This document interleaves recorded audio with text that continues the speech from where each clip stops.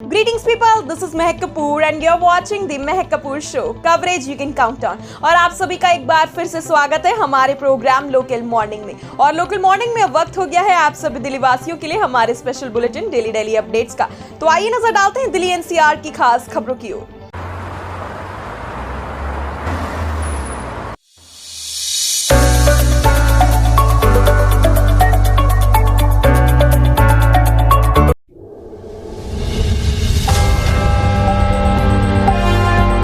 नोएडा में वाहन की रफ्तार बढ़ाई तो कटेगा चालान। शहर के 80 स्थानों पर तीसरी आंख रखेगी नजर। अब शहर की सड़कों पर वाहन चलाते समय गति सीमा का ध्यान रखना जरूरी होगा। नोएडा ग्रेटर नोएडा एक्सप्रेसवे और एलिवेटेड रोड के बाद अब शहर के अंदरूनी मार्गों पर भी गति सीमा तय करने की तैयारी शुरू हो गई है। ट्रैफिक पुलिस ने इसके लिए सर्वे शुरू कर दिया है। व्यस्त मार्गों पर हल्के वाहनों के लिए अधिकतम 30 जबकि चौड़ी सड़कों पर 50 किलोमीटर प्रति घंटा गति सीमा निर्धारित करने की कवायद की जा रही है।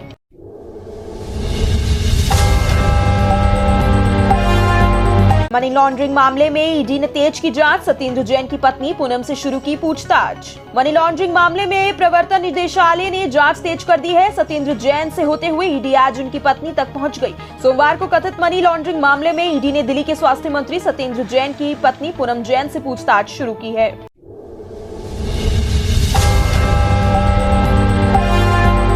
सिंगापुर जाने की अनुमति न मिलने से केजरीवाल नाराज, बोले समझ नहीं आता मुझे क्यों नहीं जाने दिया जा रहा। सिंगापुर में होने वाले वर्ल्ड सिटीज समिट में जाने की अनुमति न मिलने को लेकर दिल्ली के मुख्यमंत्री अरविंद केजरीवाल एक बार फिर केंद्र से सवाल पूछ रहे हैं। उन्होंने कहा कि मैं जनता द्वारा चुना गया एक विधायक हूं, मुझे समझ नहीं आता कि आखिर मुझे सिंगापुर जाने से क्यों रोका जा रहा है। सिंगापुर सरकार ने मुझे दिल्ली मॉडल के बारे में बताने के लिए न्योता दिया है। दिल्ली में स्वास्थ्य सेवाओं और स्कूलों की व्यवस्था के बारे में समिट में बताया जाना है।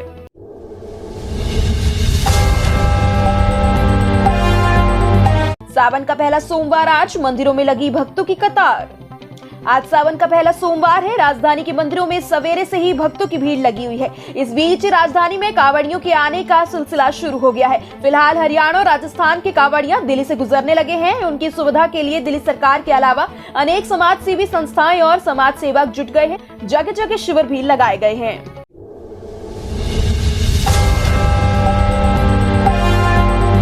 एसएससी जीडी रिक्रूटमेंट 2022 अब तय समय से पहले जारी होगा नोटिफिकेशन। जाने फिजिकल टेस्ट में किन चीजों की होगी जांच और कितने पदों पर हो सकती है भर्ती। भारतीय अर्धसैनिक बलों में शामिल होने में इच्छुक अभ्यर्थियों के लिए अच्छी खबर है। देश में अर्धसैनिक बलों में जवानी की भर्ती के लिए आयोजित की जाने वाली जनरल ड्यूटी यानी जीडी कांस्टेबल भर्ती 2022 के लिए नोटिफिकेशन तय समय से पहले जारी करने का ऐलान किया गया है। कर्मचारी चयन आयोग यानी एसएससी ने साल 2022-23 के लिए अपना संशोधित कैलेंडर हाल ही में जारी किया है और इसके मुताबिक अब इस भर्ती के लिए आवेदन प्रक्रिया 22 फरवरी 2023 के बजाय 10 दिसंबर 2022 से ही शुरू हो जाएगी।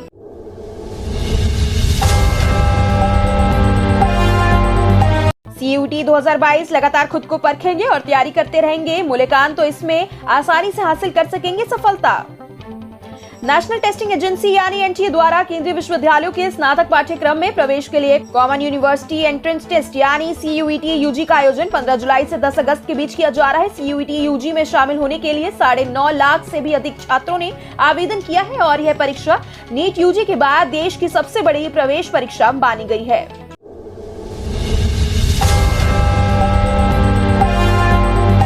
अब उत्तर प्रदेश में हटेगा साहूकारी अधिनियम। वित्त विभाग नहीं चाहता लेकिन सरकार एक्शन में। झारखंड के बाद अब यूपी ने साहूकारी कानून को समाप्त करने की तैयारी शुरू कर दी है। राज्य ने इस कानून को विधानमंडल से खत्म कराने की कार्यवाही शुरू करने का फैसला किया है। इसके बाद पुराने लाइसेंस का रिन्यूअल व नया जारी करने पर रोक लगा दी जाएगी। इस फैसले से गरीब तबके के लोगों को साहूकारों के शोषण से निजात मिल सकेगा। केंद्र की एक बैठक में शामिल होने आए राज्य के एक वरिष्ठ अधिकारी ने बताया, भारतीय रिजर्व बैंक ने भी साहूकारी कानून की प्रासंगिकता को लेकर कुछ सुझाव दिए हैं।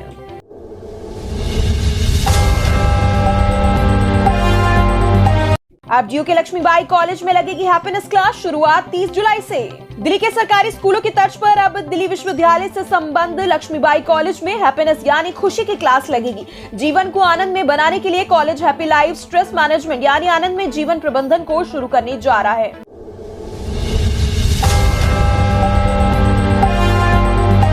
हिमाचल के नालागढ़ शाही परिवार की बेटी नैना ने थामा आपका दामन।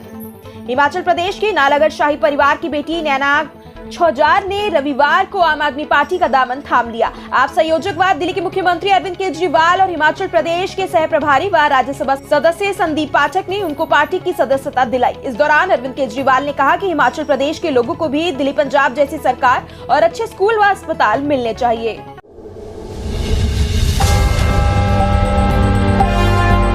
स्कूल कैब के लिए पुराने वाहनों को मिल सकती है इजाजत, शर्त रहेगी सुरक्षा मानक। स्कूलों के लिए बस सेवाएं बंद होने के बाद छात्रों की सहूलियत को ध्यान में रखते हुए परिवहन विभाग द्वारा पुराने वाहनों को भी स्कूल कैब के तौर पंजीकृत कराने की इजाजत देने पर विचार कर रहा है। स्कूली छात्रों के लिए वाहनों की बढ़ती मांग को देखते हुए आने वाले समय में इस फैसले से छात्र छात्राओं को काफी राहत मिलने की उम्मीद है।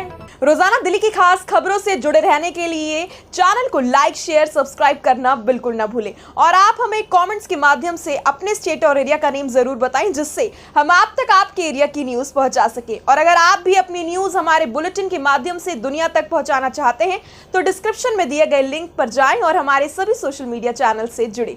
और आज के लिए बस इतना ही। आपसे फिर मुलाकात होगी लेटेस्ट अपडेट्स के साथ इसी शो लोकल मॉर्निंग में, only on the Mahak Kapoor show. Coverage you can count on.